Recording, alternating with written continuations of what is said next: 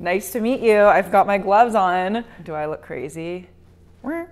Welcome back to Maxi's Kitchen. Thanks for tuning in. Today I'm gonna show you how to make one of my most viral recipes, the baked crunchy chicken tacos. They're so good. So many people have made them, which makes me so happy. And everybody said that they've absolutely loved them. My mom made them like 4 times since I gave her the recipe because they're so delicious. So I'm excited to show you how to make them. Let's hop in. First, what we're gonna do is we're gonna dice up an onion. I actually usually buy the sweet onions. I started doing that when Doug and I quarantined with my aunt and my cousin and her husband during COVID, and I was cooking a lot with my aunt, and she said that she always gets sweet onions, and I do think they have a really nice flavor, so that's normally what I buy. And the way that you dice an onion, if you're not familiar, is cut it in half down the middle, keep the root end intact, and then what you want to do is peel off, obviously, the skin on the outside. So get that removed on both of them. Sometimes if there's like one outer layer that's more wilted, I'll just take that whole outer layer off. And then what you want to do is down the front of the onion, make a couple incisions like this, but keep the root end intact. And then what you want to do is slice down the front like this to create strips, and then when you slice this way, it'll come out in a really nice dice. And another pro tip, I don't have it out right now because I'm trying to keep the set all beautiful for you all, but I usually have a garbage bowl where I'll line one of those like grocery produce bags. I'll line a bowl with one of those, and then it's easy because you can just throw stuff away while you're cooking. Okay, so there's our onion. And then I love using my bench scraper. I'm sure you guys, if you've watched my videos, have seen it before, but it's really great when you're chopping.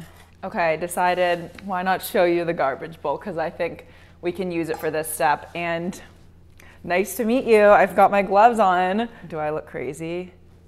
What we're gonna do now is we're going to get the meat off of our rotisserie chicken. This recipe is really great because it uses a rotisserie chicken, which just makes it much faster and easier. You definitely could just make your own chicken, but what you wanna do is you want to get rid of the skin. I got this rotisserie chicken yesterday actually, because whenever I'm prepping for my YouTube videos, I want to get everything in the house the day before. But basically what you're going to do is just discard of all of the skin and bones and try to get all of the meat in one bowl, and then I'll show you kind of a quick trick to shredding the meat. These gloves make me feel like I'm a medical professional or a doctor. And fun fact, when I was a little girl, I wanted to be a cardiovascular surgeon. That was my goal, and I thought I was gonna go to med school and do all that fun stuff, but clearly didn't end up doing that. And the breast is usually pretty easy to get out. Make sure you're getting all the bones. And you don't have to be nuts about getting like every smithereen of meat in there. Just try to get most of the good pieces. I mean, I get most of it, but you don't have to go nuts. Okay, so yes, absolutely, you can shred this by hand, in which case just break it up into small pieces. Oh, blooper. If you have a mixer, then this is a really easy way to shred chicken. You can just go in with the mixer, and then very fast and easy. Isn't this a cool mixer, by the way? It's a wireless one. Not sponsored, but thanks KitchenAid. Okay, that looks good. And if there's some pieces that are a little bigger, that's okay. Now we're gonna put together our taco filling. So heat a pan over medium-high and then add some olive oil. Now we're gonna add our onion. This is salt, cumin, and then chili powder and garlic powder. And here's a tip, you always wanna cook your spices because the flavors will really kind of bloom and deepen. So that's why I have you add the spices at this stage, so that they can kind of saute and come more alive on the hot pan. And once the onions are starting to become translucent, we're gonna add our diced green chilies, which at my store, these are just near like the Mexican food section, Hispanic food section. Go ahead and just mix those in. Now we're gonna add our chicken, and then we're gonna add a salsa verde. I like this Verdes brand, about 3/4 cup, but you can kind of eyeball it. Now mix this all together. I'm gonna add a little bit more salsa. Okay, and then if you learn one thing from my videos, let it be this: taste as you go and adjust seasoning. Make sure all of the parts of the dish are delicious, and that way the whole thing will be. So let's try it.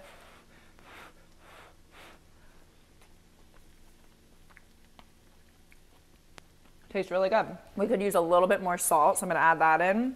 So just mix that in and we should be ready to assemble the tacos. One thing to mention is if you were doing this for having guests over, a dinner party, or even just if you wanted to meal prep, you could get the filling done and store that in the fridge and then assemble the tacos when you're ready. So you could even, like, this could be a good meal prep thing where you could just get the filling done and then each night you assemble the tacos if you wanted to have it for dinner multiple nights, or for a party you get the filling done and then you make all the tacos the next day. Okay, it's time to get the fiesta started. This is the taco assembly step, the fun part. We want to use corn tortillas for these. People have done them with flour too and I think they work well. I envision this with corn, but whatever you're feeling, just go with it. I like these Guerrero brand corn tortillas, but any will work. This is just what I use. So first thing that we're gonna do is we're gonna microwave the corn tortillas.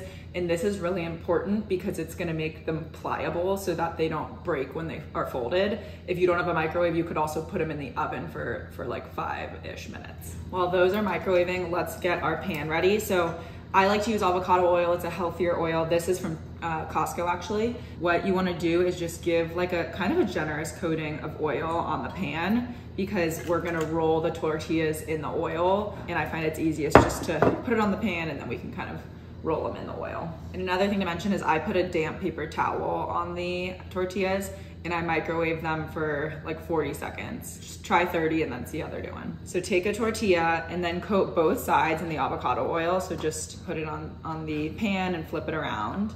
And then you're gonna put cheese, not too much. When I posted this, there was a few people like, that's a quesadilla. We're not doing the amount of cheese that would make it a quesadilla. Well, actually, I don't know, maybe it is a quesadilla. Whatever it is, it's delicious and it's crunchy. So then put your chicken filling in, fold it over, and then just slide that up and that'll be ready to bake. Okay, it's as easy as that. Now we've got our tacos made. I'm only making 6 right now because I shoot these videos in the morning because the lighting is best, but I'm actually gonna make the rest for my husband and I for dinner. But this recipe will make 12 to 18 tacos depending on how full you stuff them. So keep that in mind. Hello from the oven. So now we're gonna bake at 425 for 8 to 12 minutes per side. If you have convection, I would recommend convection. That blows the air around in the oven and typically makes things more crispy. Like an air fryer, for example, is just like a super convection little oven. One thing to note is if you do use convection or an air fryer, it'll take less time to cook than just like a normal oven on a standard setting. Let's put them in. Okay, so it's been about 10 minutes and now I'm gonna flip the tacos over. Okay, so just go ahead and flip them over. See how it's like nice and crispy crust on these? Yum, yum, yum. This is gonna be a good batch. Okay, now we'll put them back in. Okay, we cooked them 8 more minutes. Now let's see how they're doing. Oh my gosh. I mean, don't they just look so gorgeous? I love this. This is such a satisfying recipe for me because I made it up all on my own and so many people have made it and it just makes me so happy when people make my things at home. Yay. Okay, let's try them. And you can eat these with like salsas, whatever toppings you want, iceberg lettuce, cheese, whatever. I love them with just a little bit of sour cream, but just listen to this crunch and remember that they're baked and not even fried. Like, so good. They're crunchy. The chicken inside has so much flavor, but it's so like tender too. They're just so satisfying. You need to make them. Let me know if you do because I would love to hear how you like them. But that's all. Like and subscribe. Let me know what you thought in the comments. If you have any recipe requests, let me know. Would love to hear from you. And I'm sending you so much love as always. If you watched the whole video, wow, I appreciate you so much. Thank you for watching. And yeah, have a great rest of your day.